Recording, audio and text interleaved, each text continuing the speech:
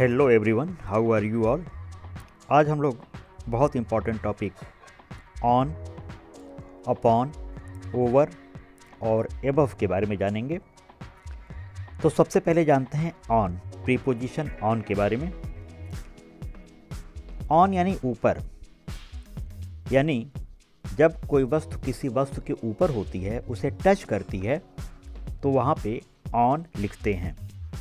जैसे the copy is on the table, copy table के ऊपर है, कॉपी टेबल को टच कर रही है और बिल्कुल ऊपर है। इसी तरह आई सी ए बर्ड ऑन द रूफ, तो मैं बर्ड को देखता हूँ कहाँ पे है, रूफ पर, यानी रूफ को बर्ड टच कर रही है और उसके ऊपर है। ऑन का एक और प्रयोग भी हम कर सकते हैं।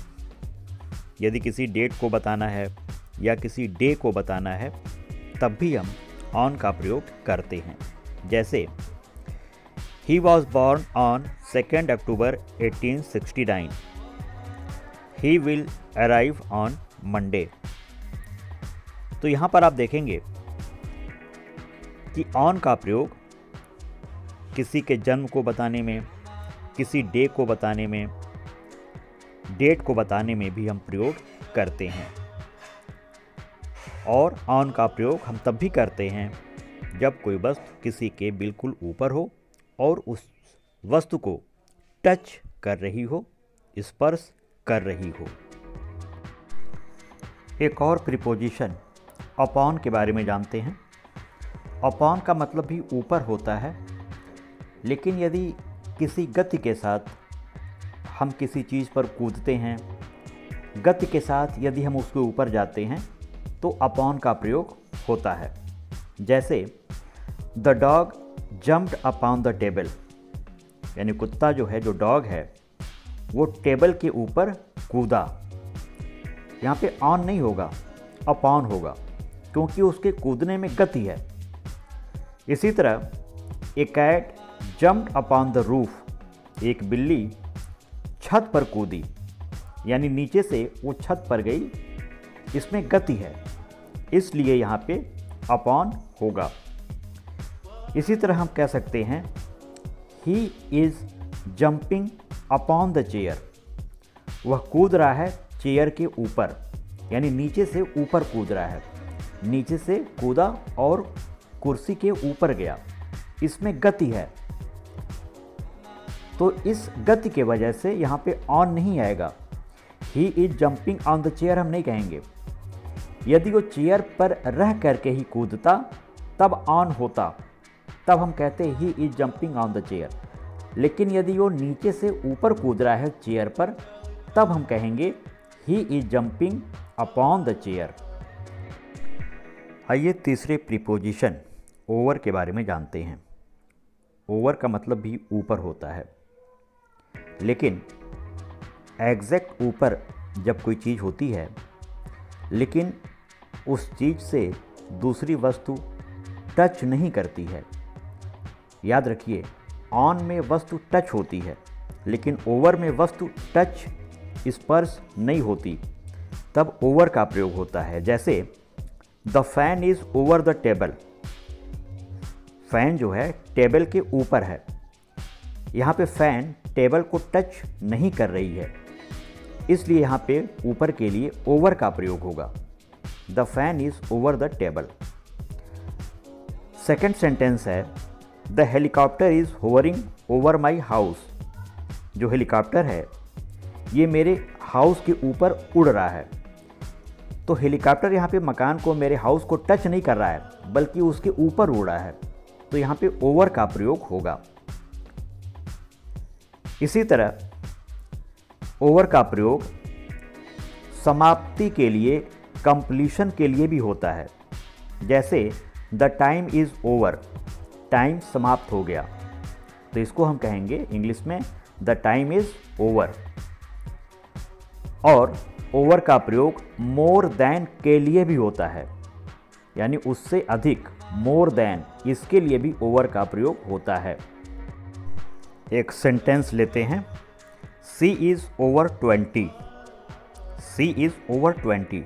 इसका मतलब हुआ उसकी उम्र 20 साल से ज़्यादा है। शी इज़ ओवर 20, इसका मतलब उसकी उम्र 20 ईयर से भी ज़्यादा है। तो आप देख रहे हैं ओवर का प्रयोग मोर देन के लिए हो रहा है, समाप्ति के लिए हो रहा है और ऊपर के लिए भी हो रहा है।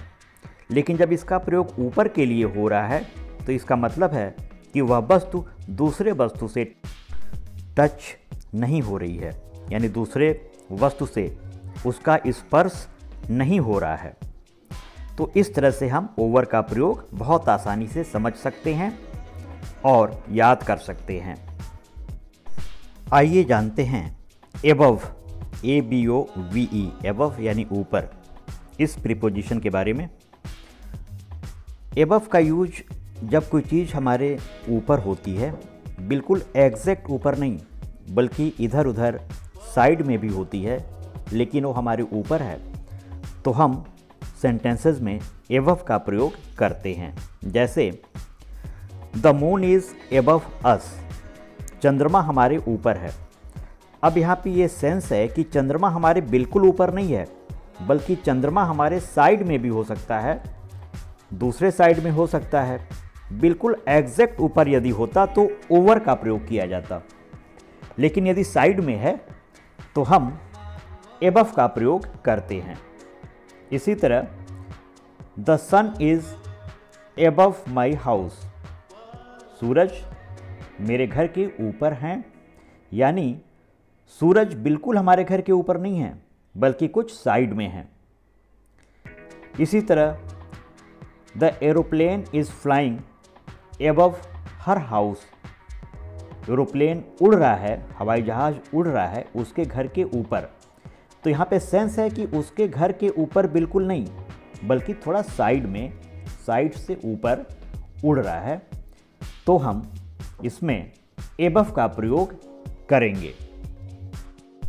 आइए अब हम ऑन, अपॉन, ओवर, एबव इन चारों प्रीपोजिशन को फिर से जानते हैं। ऑन यानी ऊपर, जब दो वस्तुएं एक दूसरे को टच करती हैं तो ऑन होता है, बिल्कुल ऊपर। अपॉन में भी टच तो होता है लेकिन गति होती है। जब गति होता है और इसके बाद वो ऊपर किसी वस्तु के आता है दूसरी वस्तु, तब अपॉन होता है। ओवर का मतलब भी ऊपर होता है, लेकिन इसमें दो वस्तुएं टच नहीं होती, तब ओवर होता है।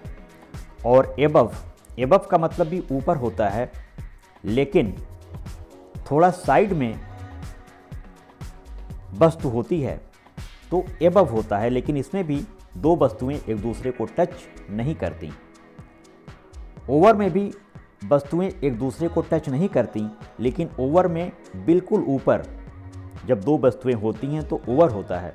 लेकिन एबव में भी दो वस्तुएं एक दूसरे के ऊपर होती हैं, लेकिन एक वस्तु साइड में होता है, तो एबव का प्रयोग करते हैं।